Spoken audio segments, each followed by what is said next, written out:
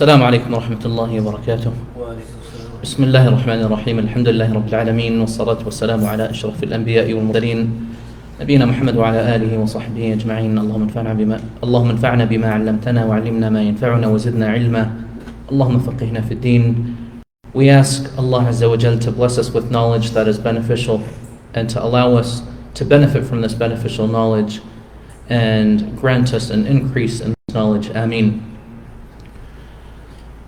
Death is something that is certain, as Allah says in the Quran, كُلُّ نَفْسٍ ذَائِقَةُ الْمَوْتِ. Every single soul shall taste death. Whoever is alive, that just means that they're going to die as well. And so when we are faced with a situation where one of our loved ones die, a lot of times we're scrambling to find out what are the teachings of the Prophet ﷺ regarding this. And we're so busy with all the other things, getting the death certificate, trying to get a plot for their grave, trying to deal with the Salatul Janaza and all those things, that at times we realize that we don't really have much time to figure out what we're supposed to do. And so inshallah, the small talk today is supposed to shed some light on that, so that when one of us is faced with that situation, and everyone will face that situation, then inshallah we can be prepared for that in a much better way, bi'idhnillahi azza wa jal. And in the books of fiqh, generally they title this chapter Kitabul Janaiz. And it's also known as the chapter of Maw'idhah, or the chapter of Idhah, because it's a reminder. As we're going through these different things, it's a reminder in the same way that we might be doing this for someone else. There is going to be a day when this gets done for us as well. And so one should always be prepared for death. We don't have any guarantees in our life that we're going to live to be this much or to that age. Nothing's written for us. And so we should always be prepared for death.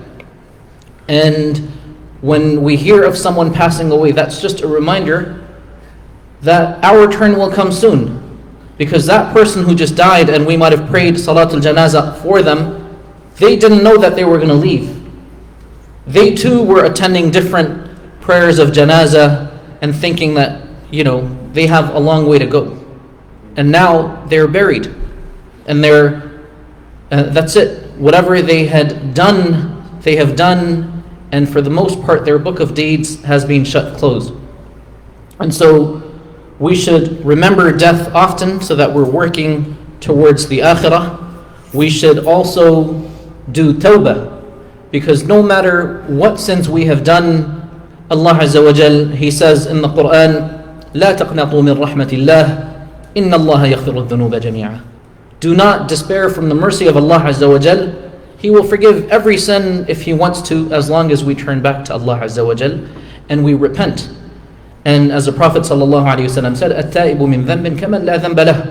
The one who repents from their sins, it's as if they didn't have that sin to begin with. In fact, Allah can even convert that into good deeds. يُبَدِّلُ اللَّهُ سَيِّئَاتِهِمْ حَسَنَاتٍ. As Allah says in the Quran, He will replace their sins with good deeds. And so this is something that we have to remind ourselves. It doesn't matter how you were in the past. What matters is how you are when your soul gets taken. So start working towards that change from now and increase in doing good deeds. And when we hear of someone who is sick, especially a sickness that might be the cause of their death, then it's something that is recommended that we go and visit them and we remind them to do tawbah.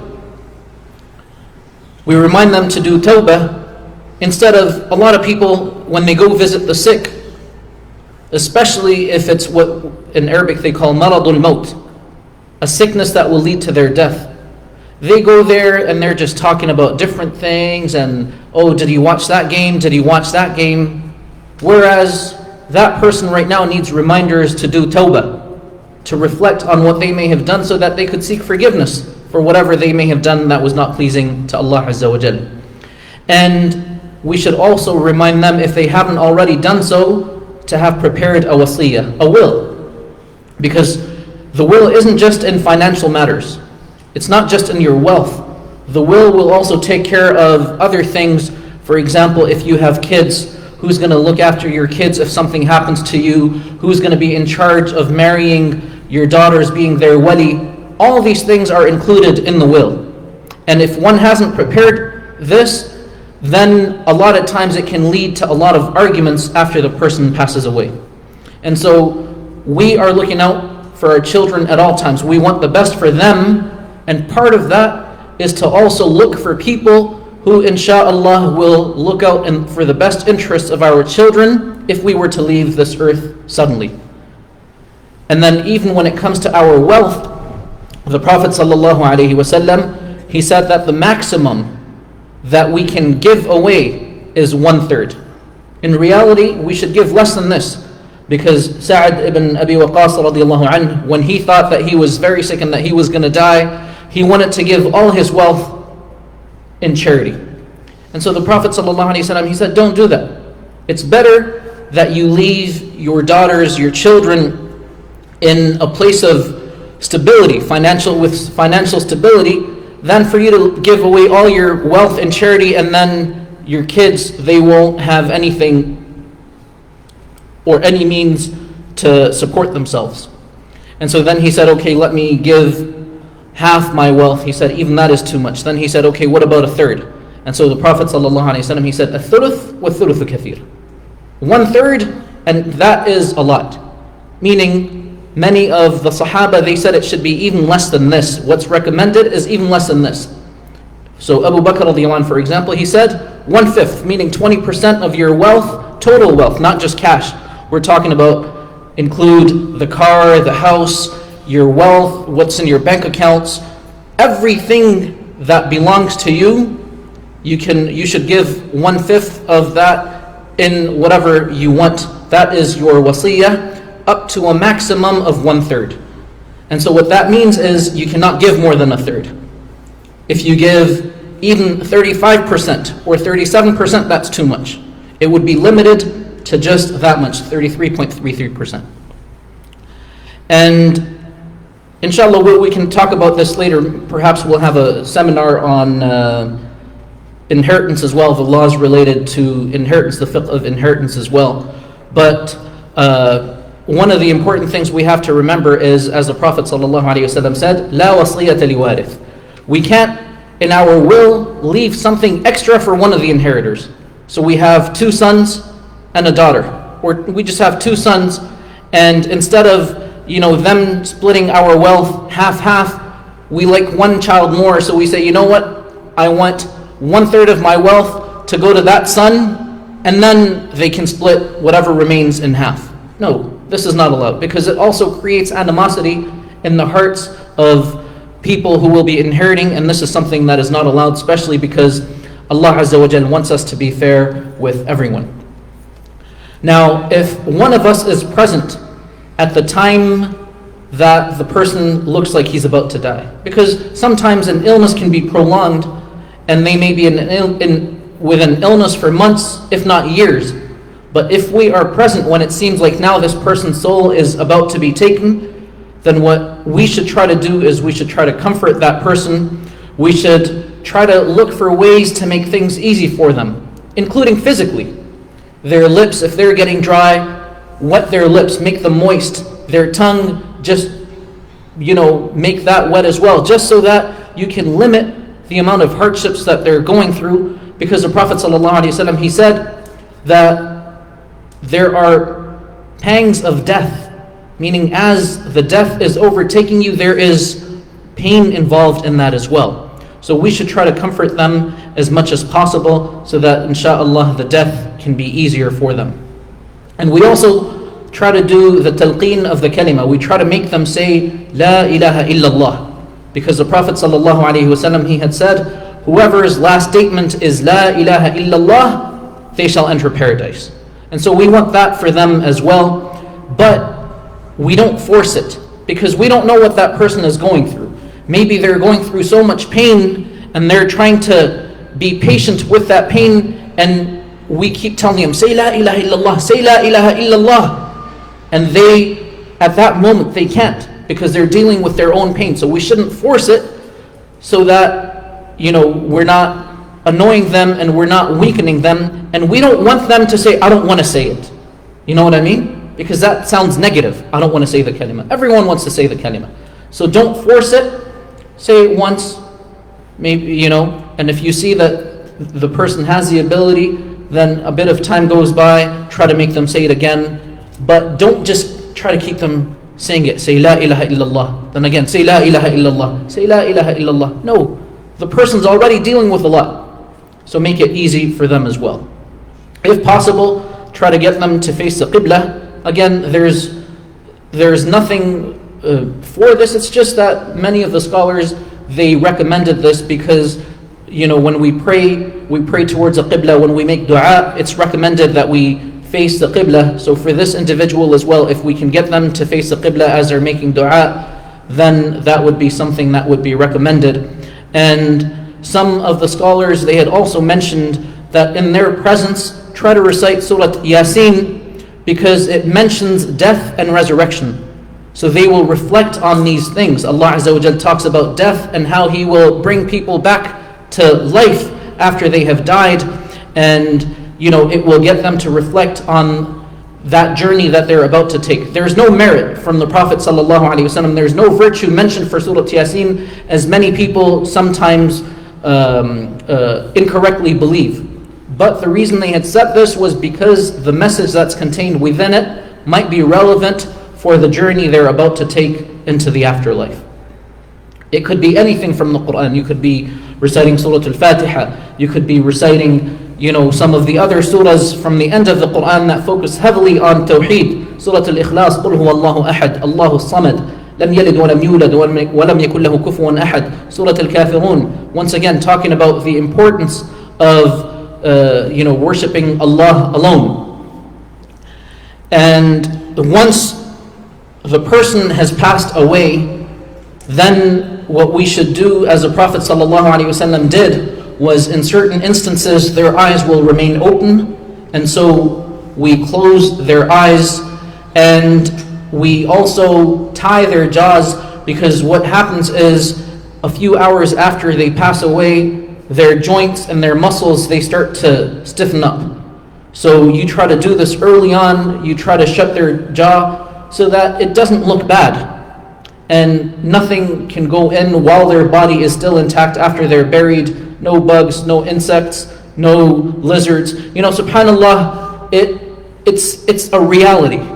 It's something we may not want to hear, but that's a reality. That's what happens in the grave. Our bodies decompose, and there will be bugs and insects. And a lot of times we don't want to think of that. But when we think about it, then perhaps we will try to better prepare ourselves for that moment when we are buried in that ground. So these are the realities that we should reflect upon as well. We also try to loosen any joints of theirs, just so that insha'Allah, when the ghusl is being performed on them, when we perform the ritual bath for the deceased, it's easy for us to move their limbs as we're performing their ghusl. And then as we prepare for their ghusl, we take their clothes off, but we ensure that their awrah, the areas that they're supposed to cover, remain covered, and we just put a cloth on top, and then we wash from under that cloth. We also put them on a platform on which we will be performing ghusl, and then we place something heavy on their stomach so that the stomach doesn't bloat. Some of you might be aware, after a person dies, there are gases and different things, and because of that, the stomach can bloat. And to avoid this, they had said that we should tighten or tie something to that abdominal area so that it doesn't get bloated. And then we should hurry in preparing this body to be buried. Many people, they might, start to delay. We should try to hasten in all of these things, in preparing the body for burial, in performing the ghusl, in praying salatul janazah, and then in burying the deceased. A lot of times, people, they will delay it for reasons that are not important, and we have to recognize that at that moment, the most important rites that need to be upheld are the rights of the deceased. And from the rights of his or her is that their body is prepared and buried as soon as possible. It's not, oh no, we're still arguing about this or that, or whether we should bury him in that graveyard or that graveyard, and because of that, or should we pray Salatul Janazah in that masjid or that masjid, and unnecessarily we're delaying the burial and the funeral, the Salatul Janazah on this individual. This person can no longer defend his or her rights. That's why it's very important that their rights are kept and their rights are preserved. We should also hurry in carrying out whatever their wasiyah was, whatever their will was, and we should also hurry in paying off their debts, because the Prophet ﷺ, he would not pray Salatul Janazah on an individual who had outstanding debts.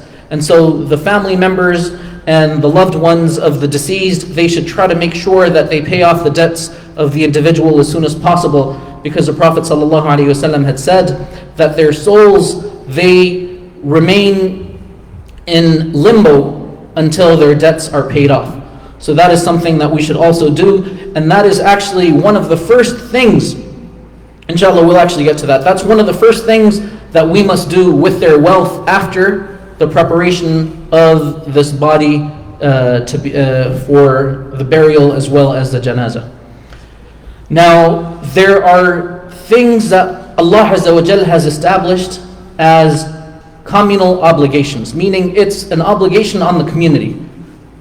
And so what this means is that if those obligations are being met, then alhamdulillah, that burden is lifted off everyone. But if those obligations are not being met, then the whole community is considered sinful. And so what that means is, if it's not being done, someone in the community should be rushing to make sure that it gets done. And from these actions or from these communal obligations related to this individual is a person's ghusl. It's the person's takfeen, them being enshrouded, praying upon them, Salatul Janazah, carrying their body to the grave, and finally the burial. So all these things are fard kifaya, because there should never be an instance in which someone dies, someone passes away, and just because they didn't have any family members, or they don't have someone from within their family members who can afford it, we can't bury them. We can't prepare their body. We can't pray Salatul Janazah. No, it's a communal obligation. Now, who should perform the ghusl? If the deceased was a male, then the first right belongs to the wasi. Whoever the deceased person put in charge. He said, I want this, or she said, I want this person to do my ghusl. They are the number one priority. If that person doesn't exist, meaning the deceased didn't leave anything in their will of who they want to do ghusl, then that responsibility goes to the father, and then if the father is not there, then the grandfather, and then whoever the closest is. It could be the brother, the son, the nephew, whoever is who is the closest, and then you go on to whoever is in the community who can do so. For the woman, similarly, it would be whoever she has picked to perform ghusl, followed by her mother, followed by her grandmother from her mother's side, meaning her maternal grandmother, followed by the closest individual. And according to the majority of the schools, even the husband can perform ghusl, because according to the majority of the schools, she remains a wife even after she dies. So just because she died, it doesn't mean that now she is a non-mahram. She remains his wife, and she died in that state. Then the opposite is also true, meaning a man who dies, the wife can also perform ghusl, according to 3 out of the 4 madhahib that are there. For someone who is under the age of 7, a man can do it or a woman can do it, regardless of the gender, because at that stage they don't have the hurma, they don't have the awrah isn't there, the meaning is not there for someone who's under the age of 7.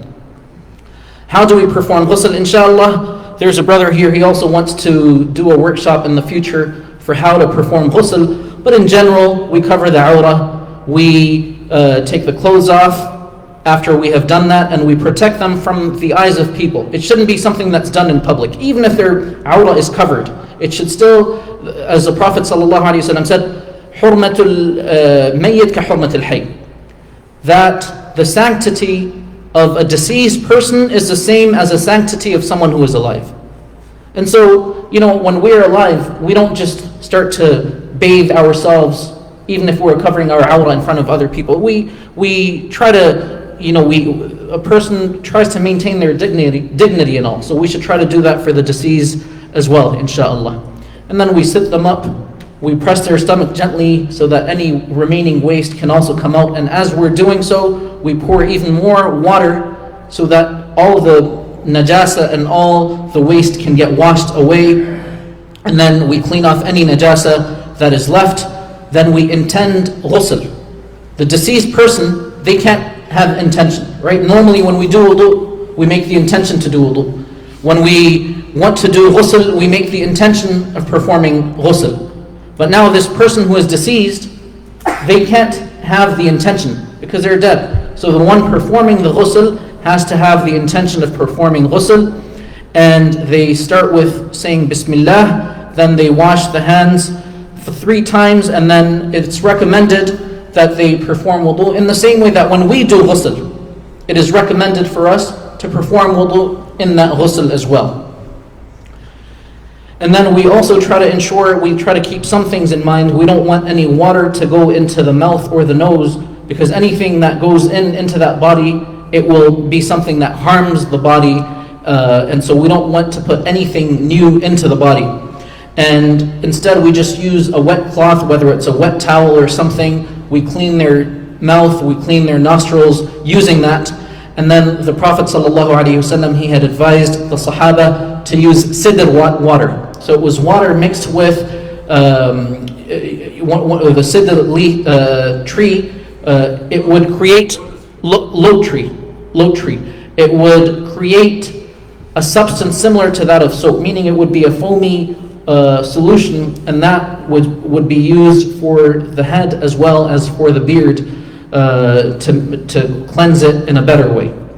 And then we wash the right side first, the front, and then the back, the left side second, front, and then the back, and then we pour water over the entire body 3 times, pressing the stomach each time to ensure that everything comes out, all the waste that can come out. If 3 times is not enough, then we can increase the number of washes until the waste is gone and the najasa has been washed away. And we also avoid the use of hot water for 2 reasons. Number 1, we can still burn the body. And the second reason is because hot is linked with Jahannam, and we don't want them to be facing any of that, so we don't use hot water. Rather, we use water that would be comfortable for them. We still treat the body with respect.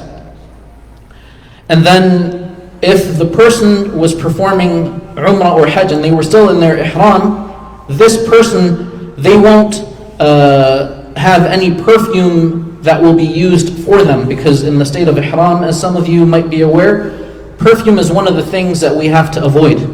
And for the men, we would also avoid any tailor-made clothes, because that's also something that is not allowed in the ihram.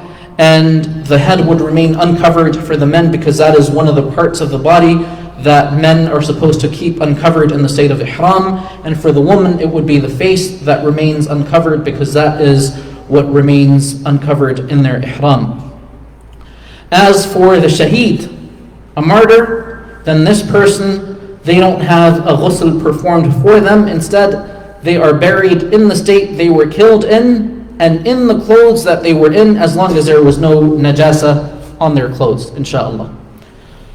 And one last thing related to the ghusl is that sometimes we can have a fetus, or we can have a stillborn birth. A baby is born and is dead at the time of birth. Any fetus that has reached the age of 4 months, meaning the fetus was 4 months or beyond, then this will have a ghusl and janazah performed for this fetus. Now if you can't use water, because sometimes the fetus can be jelly-like, or if someone had died and you can't use water because of the way in which they died. May Allah Azza wa Jal protect us from those instances. For example, a person burnt to death. And so if the skin is burnt, you're not supposed to use water. It will just make things tougher. As you're washing, you're just taking more and more skin and flesh off the body. So in that case, we avoid the water. Instead, we just do tayammum for them so that we're not harming the individual. And anything that we notice from this individual at the time of ghusl, something negative, we don't expose anything that is negative. In the same way this person tried to hide, whether it was a fault, a defect in their bodies, or something else. Perhaps as we were washing their bodies, there's something that comes out that makes us think, you know what, this doesn't seem like this is something positive. Don't expose it for this individual, especially because it will hurt the family of the deceased person. And after a person dies, we're supposed to comfort the family of the deceased. We're not supposed to make them feel bad or make them, or increase their pain in any way. Now, after this comes what's called the takfeen of the individual. We enshroud them, and this is from one of the most important things that we must do with the wealth of a person. After a person dies, people, they think automatically everything that he had or she had will be inherited by those who will be inheriting. No. First, there's what's called tajheez al-mayyit, preparing the body for burial and the burial costs and all that kind of stuff. That is initially taken from the wealth that this person may have left behind, followed by any outstanding debts that this person had. Those are paid off. Then whatever the person had kept in the will, and then finally whatever was there for inheritance, in that order. And as we had mentioned, the will cannot have anything that goes against Islam. So we can't say, oh, in my will I want this wealth to go into something haram, or I want this, or I don't want my son or my daughter or my parents to inherit from me. No. Whatever is in the Quran, Allah Azza wa Jal says, فَرِيضَةً مِّنَ اللَّهِ. When talking about the inheritance and the portions that each person is assigned, Allah says, this is an obligation from Allah Azza wa Jal. It doesn't matter whether we didn't like someone or no. If they are from the inheritors, we would be sinful for telling people not to give to that individual who deserves it, or whose right it is, whose haqq it is. And whoever follows through with that will also be sinful. So just because it's in the will doesn't mean you do it. You do it as long as it doesn't go against what Allah Azza wa Jal has told us to do. And so for the men, the person is shrouded with 3 cloths, 3 sheets, preferably white, and it's perfumed, and it's layered, and any excess cloth is towards the head, so that the head always stays covered, insha'Allah. And then in between the 3 layers, you put a mixture of incense that is prepared specifically for the deceased. Some of you who have perhaps buried individuals, you might have noticed that there is a certain smell that comes, and that's what this mixture is. It's called hanut in the Arabic language. And then for the women, instead of 3, it's 5 pieces. There is the khimar, the headscarf, and then a qamis, a long shirt, followed by 3 layers in the same way that the men had the 3 layers. And this is what's recommended. What is obligatory is even if it's just 1 cloth covering the whole body. But what's recommended is 5 for the women, 5 pieces of cloth for the women, and 3 for the men. And then the janazah is performed, and there are 4 takbirat. Many of us may have prayed salatul janazah, and there is a great reward associated with janazah, praying salatul janazah. Many of us, we think janazah is a word for that prayer. That prayer is called the prayer of janazah, or salatul janazah. Janazah actually refers to the deceased person or to that thing that you carry, the stretcher kind of thing that you carry the deceased on, if it has the deceased person on it. That is what the janazah is. So salat al-janazah refers to the salah, the prayer that is prayed for either the individual or the individual on that stretcher type thing. And Allah Azza wa Jal, He has written a great reward for those who pray Salat al-Janazah, so that we are encouraged and motivated to pray. Allah Azza wa Jal wants us to pray for our brothers and sisters when they pass away, and this also comforts the family of the deceased. There are so many people who came to pray Janazah. And so the Prophet ﷺ, he said, whoever prays Salat al-Janazah, they will have a qirat of reward. And whoever follows that Janazah until it is buried, they will get 2 qirats. And so the Sahaba, they said, what is this qirat?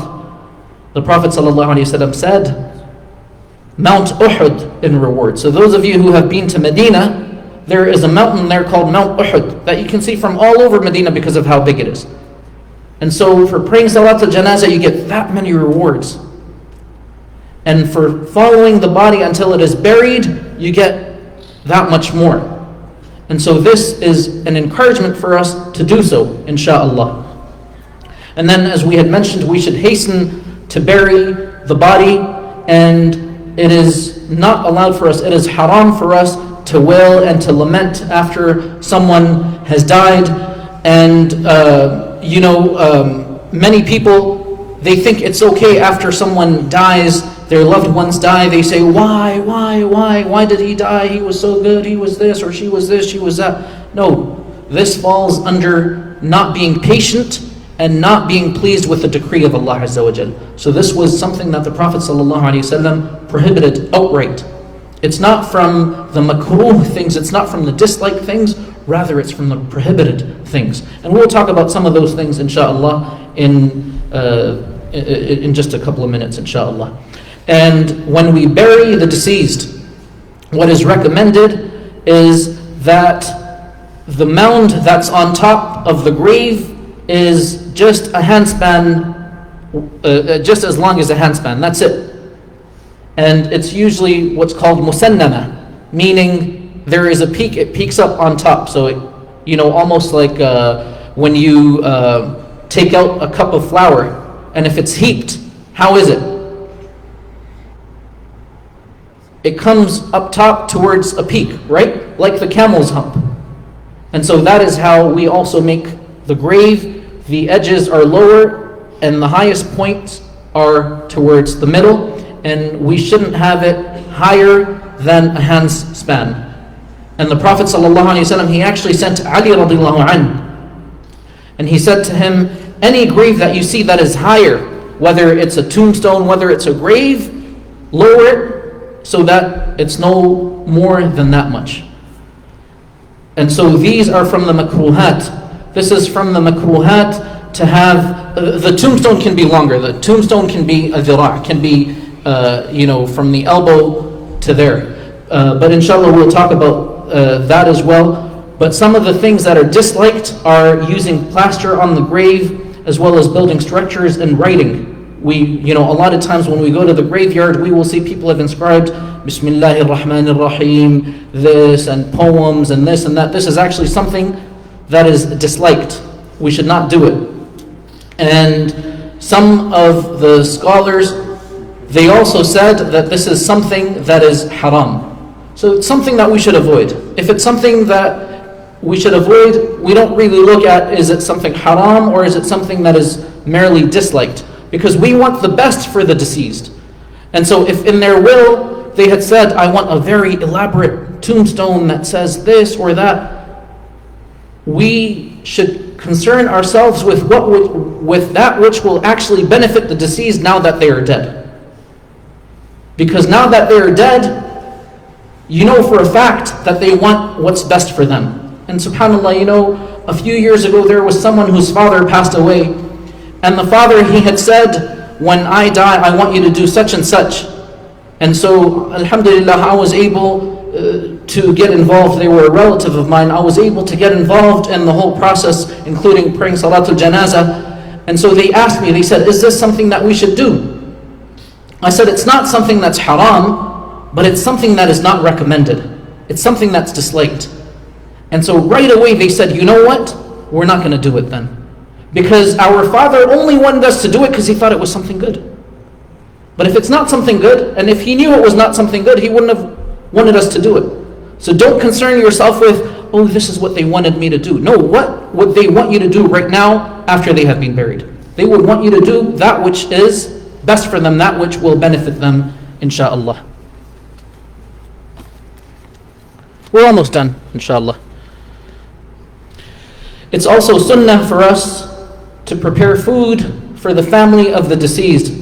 As the Prophet ﷺ said, after Ja'far radiallahu anh, his cousin, the brother of Ali radiallahu anh, passed away, the Prophet ﷺ, he said to his companions, make some food for the family of Ja'far, because they had become preoccupied with the funeral and the burial of Ja'far alayhi salam.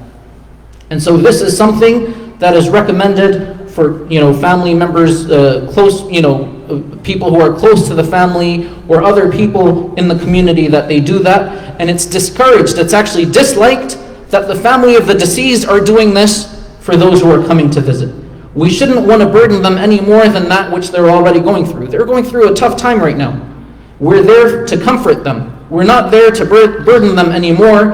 And a lot of times, unfortunately, what happens is we go to them and the expectation is we're going to go there, they're going to give us a meal, and they're going to give us this, and they're going to give us that. And instead of allowing them to deal with their loss, we're just putting a bigger burden on them. And that's not the teaching of the Prophet ﷺ. We should try to make things easy for them. And so if you can, then you do that. And once again, try to remember what the purpose of the ta'ziyah is. Ta'ziyat in Urdu. The purpose is to comfort the individual.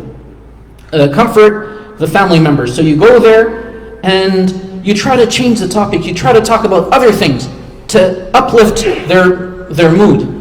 You're not going there and saying, oh yeah, I can't believe this happened. He was such a good person. This is also from something that is not allowed. This is called an-nadb, which is you start to mention all their positive traits. Because what's going to happen? You mention the positive traits, you think you're doing the family a favor, but in reality, they're just increasing in their sorrow. They're like, oh yeah, he was so great. How am I going to deal with this loss? Instead, you go there, you try to change the subject, you try to change the topic, you talk about other things, and you try to, uplift their mood, insha'Allah. And then, what is it that we can do after they have passed away? The Prophet ﷺ, he said to us that after a person dies, their book of deeds is closed. And there are three things that can continue to benefit this individual. Sadaqah, charity, that continues to benefit. So perhaps it was a masjid, or a hospital, or a school, or something else that was helping them, a well, something that was helping the Muslims. As long as people are benefiting from this, they're going to continue, insha'Allah, getting the rewards for this as well.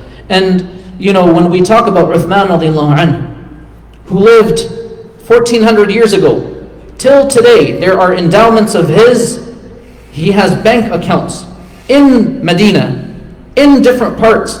And those are endowments, it's to help out the poor and the needy. And you can imagine how that wealth has survived from that point up until today, continues to benefit the people, and you can imagine how, insha'Allah, he is benefiting from all the rewards that he's gaining from all that. So sadaqah, and then Prophet ﷺ, he said, and knowledge that benefits people.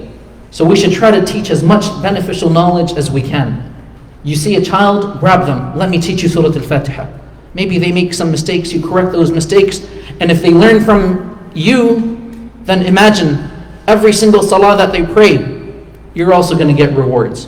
They teach someone else, you're going to get rewards. And up until that continues, you're going to be, insha'Allah, getting the rewards, even if that means till the Day of Judgment. May Allah Azza wa Jal allow us to have those opportunities. We talk about passive income in our times. This is what it is. We are establishing different means for rewards to trickle to us long after we have died. maybe thousands and thousands of years after we have died, we will inshallah continue to benefit. And then the Prophet ﷺ, he mentioned the third category. He said, وَلَدٌ صَالِحٌ يَدْعُو لَهُ, a righteous child who makes dua for him or her. And so let us try to raise righteous children so that they make dua for us. And a lot of times we don't consider this to be a big thing. Someone made dua for me. With our actions, perhaps we can only achieve this much, this level. But with a dua, someone can make dua, oh Allah, I want you to grant my parents Jannat al-Firdaus. And if Allah accepts that dua, your actions could never have gotten you that. But that dua got you that. Right? So teach your children the importance of dua so that they continue to make dua for you. And in reality, when we talk about birr al-walidain, being obedient to parents and all that, it is even more important after they pass away. Because while they were alive, if you were not there, someone else was there to help them out.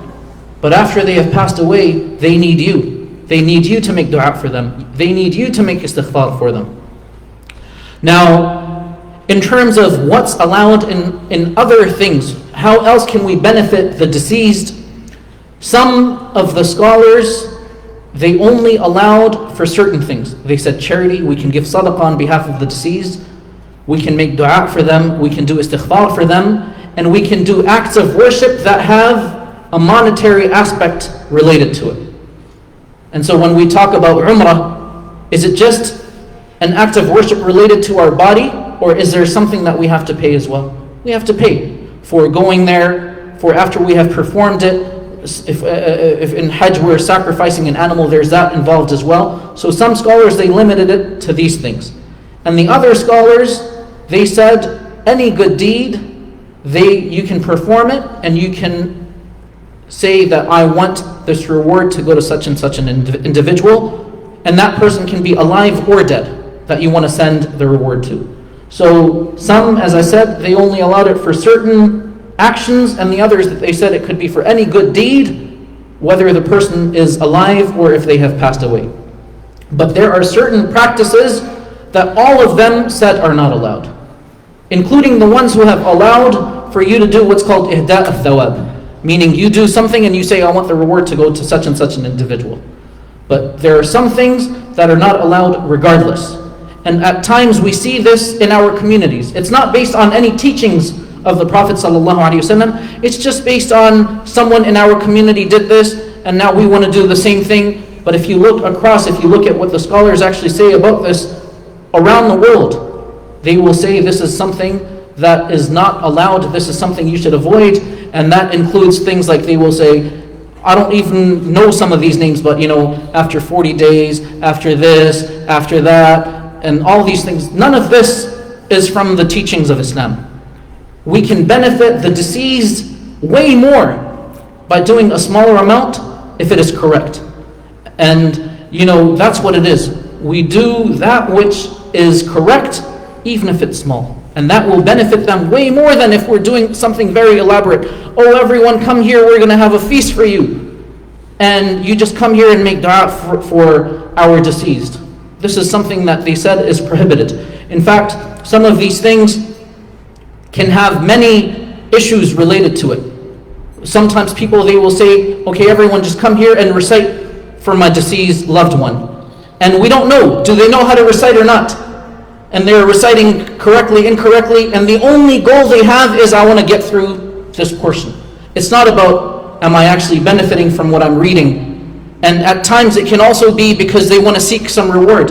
In some places around the world, they will actually receive monetary gifts as well. Come and recite, and we will give you some money. And this is haram by the consensus of scholars, to take money for something like this. And in some of these gatherings, what people will do is they will come and they will start to wail and cry. And once again, these are things that the Prophet ﷺ came to get rid of, because these things existed at the time of the Prophet ﷺ amongst the disbelievers. The Jahiliyyah Arab, this is what they used to do. And the Prophet ﷺ, he said, this is something that you are not allowed to do. Now, Why is it that people do these certain things? They all want something good for the deceased, but they just don't know. And so it's our job, insha'Allah, to let them know, this is what you can do, this is what you should do. This is the guidance of the Prophet ﷺ.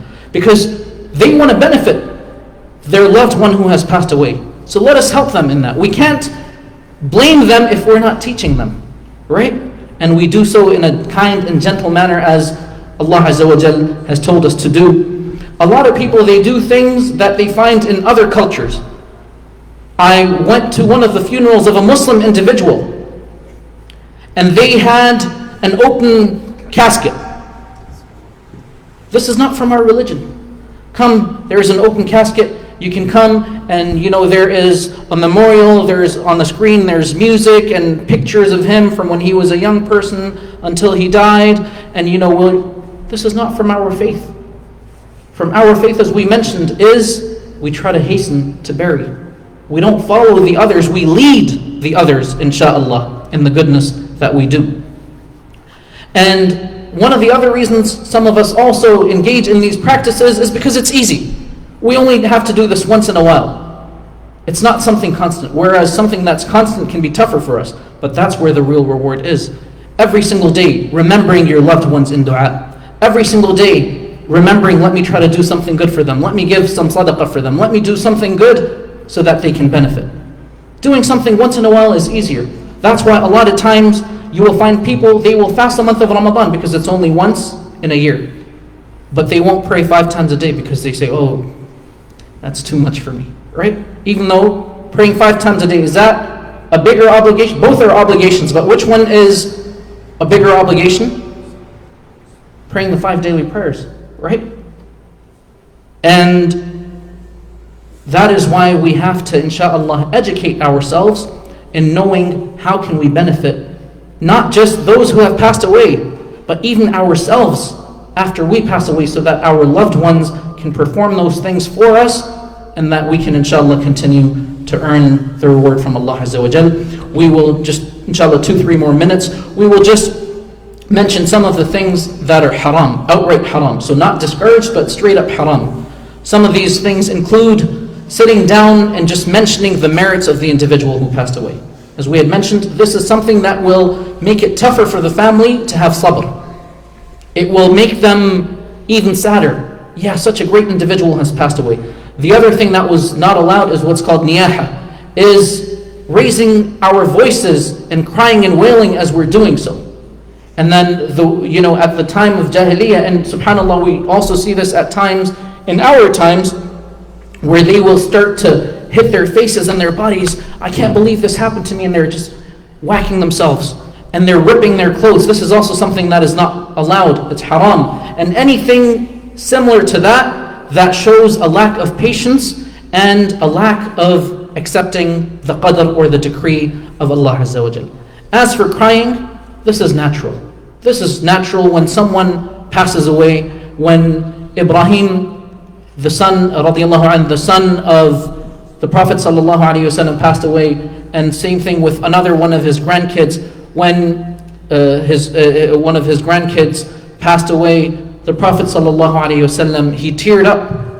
So the Sahaba, they said, what is this, O Prophet of Allah ﷺ? Because they thought even crying is not allowed.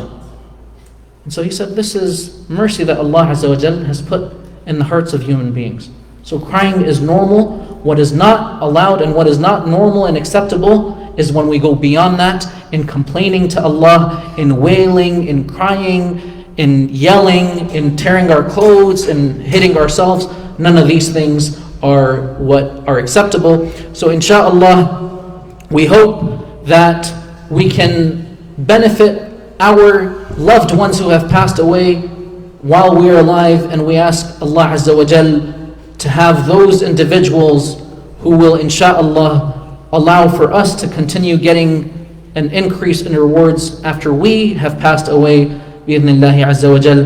May Allah Azza wa Jal give us a good ending, and may Allah Azza wa Jal make our graves and the graves of our loved ones a garden from the gardens of paradise, and may Allah Azza wa Jal resurrect us, and on the Day of Judgment make us from those who will feel safe and who will feel comfortable, and who will be admitted into the paradise, and will be neighbors with the prophets and the messengers and the Sahaba and the best of this ummah. Ameen. Barakallahu feekum. Subhanak Allahumma bihamdik. Nashhadu an la ilaha illa ant.